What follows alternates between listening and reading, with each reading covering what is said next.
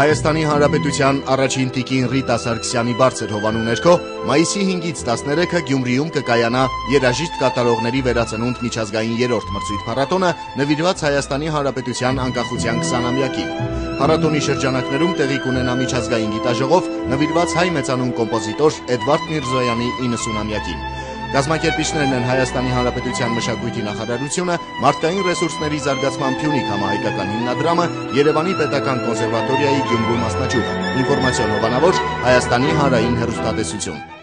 Գլխավոր հովանավոր Վիվասել MTS։